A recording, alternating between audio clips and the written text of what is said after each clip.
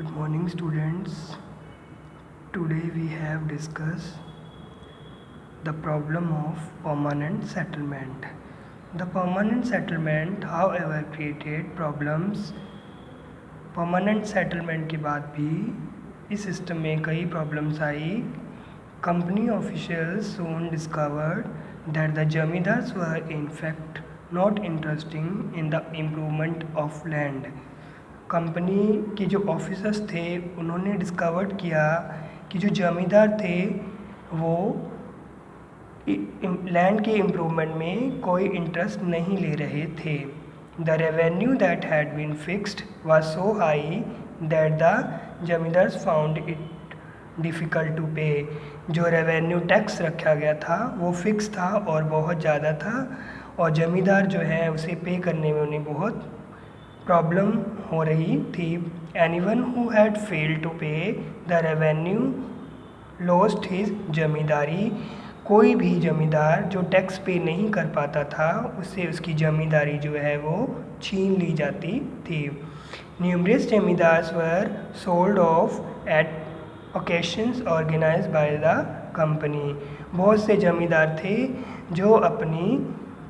जमींदार थे जिनकी जो जमींदारी छीन करके कंपनी के द्वारा उसे नीलाम कर दिया गया था. By the first decade of the 19th century के फर्स्ट डिकेड में सिचुएशन चेंज, स्थिति बदल गई. The prices in the market rose and cultivation slowly expanded. Market में जो प्राइसेस थे वो ग्रो अप हो गए और जो कल्टीवेशन था मीन्स एग्रीकल्चर जो है वो एक्सपेंडेड बढ़ गई. This meant an increase in the income of जमींदार. इसका इट मीन्स कि जमींदार की इनकम में तो इम्प्रूवमेंट हुआ but no gain for the company. लेकिन कंपनी को इससे कोई फ़ायदा नहीं हुआ. It could not increase a revenue demand that had been fix permanently. जबकि जमींदारों को ये पहले से ही पता था कि रेवेन्यू तो जो है वो फिक्स रखा गया है लाइफ टाइम के लिए, उसमें तो कोई चेंजेस कर नहीं सकती company. Even the zamindars did not have an interest in improving the land. यहाँ तक कि जमींदार जो है वो लैंड इम्प्रूव में कोई इंटरेस्ट नहीं ले रहे थे. Some had lost their lands in the earlier years of settlement. कुछ जो है वो अर्लियर ऑफ सेटलमेंट में ही जो है जमींदार अपनी ज़मीन खो चुके थे.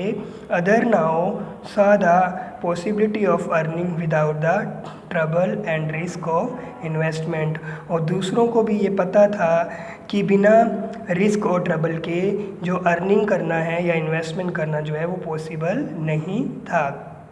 एज लॉन्ग एज द जमींदार could give out the land to tenants and get rent. जब तक किसानों से ज़मीन का रेंट लेते थे they were not interested in improve the land. तब तक वो इम्प्रूविंग ऑफ लैंड में कोई इंटरेस्ट नहीं लेते थे.